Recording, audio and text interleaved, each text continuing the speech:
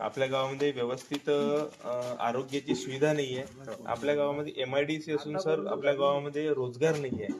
आपल्या गावामध्ये 18 गावे हे अशी आहे की सिंचनाच्या बाबतीत ड्राय झोन मध्ये चाललेली आहे. बिलकुल. आणि आपल्या गावामध्ये त्याच्यानंतर आपल्या गावामध्ये खरीप पिकाची जे कापूस, संत्रा, मोसंबी या सगळ्या ज्या गोष्टी होतात, तर याची कसं आहे, आपल्या इथे खरेदी विक्री आपल्या इथे प्रॉपर झाली पाहिजे. ते आता काटोलला आहे. अशा प्रकारचे भरपूर मुद्दे इथे आहेत. तालुका लेवलवरचे जेवढे मुद्दे आम्ही उचलले आहेत, जे आपल्या इथे पाहिजे, खास करून ग्राउंड लेवलवर आपल्या पाहिजे होते, हे सगळे बाहेर आहे. तर याच्यासाठी थोडासा आपल्याला प्रयत्न करायचा आहे की येणाऱ्या निवडणुकीत काहीतरी चेंजेस व्हावं, हा आमचा एक प्रयत्न आहे. बरोबर आहे.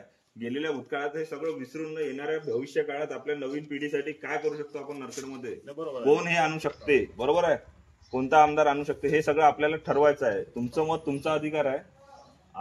जे मोहीम आहे हे जनजागृती अशी आहे की 1 ते 100% मतदान झालं पाहिजे. बरोबर. आतापर्यंत 100% मतदान नाही होत होतं. 100% मतदान झालं नाही. मतदानामध्ये प्रत्येकाने हिरेराईने सहभाग घेतलाच पाहिजे. बरोबर. कारण लोकशाहीमध्ये कसं आहे, मतदार हा राजा असतो. बरोबर. आणि त्याचा तो अधिकारच आहे, मूलभूत अधिकार. बिलकुल. मतदान म्हणजे राईट ठिकाणी दिलं पाहिजे असं. कारण की आता जर मतदान 100% झालं तर उचित माणूस तिथे जाऊन पोहोचेल आणि तो गावाच्या विकासासाठी कार्य करेल, पाऊल उचलेल.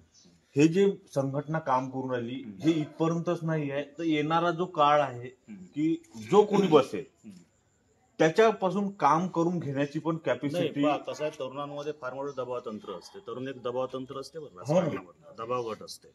आपण जो कोणी आमदार होईल किंवा ज्यांना समजा आपण आपलं एक बहुमूल्य मत देऊ, त्यांच्याकडनं आपण कामं करून घेतले पाहिजे. झालं कसं आहे की आपण पुढंच नाही येत ना, आपण मागणीच नाही करत आपल्याला हे पाहिजे म्हणून. गोष्ट तीच झाली आतापर्यंत. समजा आपल्या परिसरामध्ये खूप काही आहे, इतकं आपल्या परिसरामध्ये असं म्हणता येईल की टॅलेंट आहे. बरोबर. त्या टॅलेंटला आपण कुठे हे करतो, निवडणूक आली म्हणजे आपण बाहेर निघतो 8 दिवसाआधी, आहे का नाही. बरोबर. बाकी दिवस बाहेर निघतच नाही. ते सुद्धा जागरूक राहणे सुद्धा गरज आहे. म्हणजे मी असं म्हणणार नाही कोणत्याही पक्षाचा विचार करणार, परंतु राज्याचाही विचार केला पाहिजे आणि देशाचाही विचार केला पाहिजे. तर तरुणांना सुद्धा गुमराह केलं जाते आहे, तरुणांपर्यंत प्रॉपरली काही गोष्टी पोहोचवल्या जातात. एखादाच पक्ष आपल्याला काय करते, स्पॉन्सर करते, आपण त्यांचा प्रचार करतो सुप्तपणे, असे झालं नाही पाहिजे. जो एखादा योग्य व्यक्ती आहे, योग्य व्यक्ती म्हणजे आपलं अमूल्य मत त्या योग्य व्यक्तीलाच गेलं पाहिजे, तो कोणी असो, कोणत्याही पक्षाचा असो. बरोबर. आणि आपण विचारपूर्वक सगळ्या गोष्टी केल्या पाहिजे, तर लोकशाही वाचेल, तरुणांना रोजगार भेटेल. नाही, म्हणूनच आतापर्यंत झाली आहे, 1 महिना झाला आम्हीच आहे जनजागृती मोहीम जी आहे की तुम्ही उचित माणसाला द्या. आम्ही सांगणार नाही की तुम्ही याला द्या का त्याला द्या, कारण की हा पक्ष कोणत्याही पार्टीचा नाहीये. ह्या फक्त गावाच्या विकासासाठी तयार झालेलं एक, खास करून नरखेडसाठी. नरखेड किती मागासलेलं राहिलं आहे ह्या बाबतीत. त्यामुळे मला अजून एक वाटतं रोषक, आपण हे सगळे प्रश्न स्थानिक लेवलला सुद्धा विचारले, स्थानिक नेतृत्वाला. स्थानिक नेतृत्वांना सुद्धा विचारण्याची गरज आहे. Step by step. कारण कसं आहे की स्थानिक नेतृत्व समजा पुढे प्रस्ताव पाठवेल, आता ट्रेन आपल्या इथल्या केव्हा सुरू झाल्या, बरोबर, काहीतरी करण्याचा प्रयत्न दिखावा आहे. किती सारे आमचे कर्मचारी विचार, त्यांना रात्रीच्या 12 वाजता परत जावं लागते घरी. वेळेवर ट्रेन हे करणं काहीतरी म्हणजे लॉलीपॉप देण्यासारखंच आहे. सर, इथून इकडे जे होईल ते गावाच्या विकासासाठी. ट्रेन नरखेडच्या नगरीसाठी एक प्रकारे ते लाईफलाईन आहे.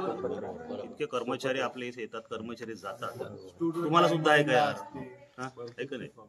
सगळ्या गोष्टीचा विचार आपण नाही. म्हणून यामध्ये आम्हाला तुमचंही काही मार्गदर्शन लागेल, तुमचंही आम्हाला काही सपोर्ट लागेल गावाच्या विकासासाठी. बरोबर आहे. कारण की तुम्ही तुमचे जे विचार आहे किंवा काही आहे त्या विचारधारणेवरती सर्व अंमल करतात मुलं.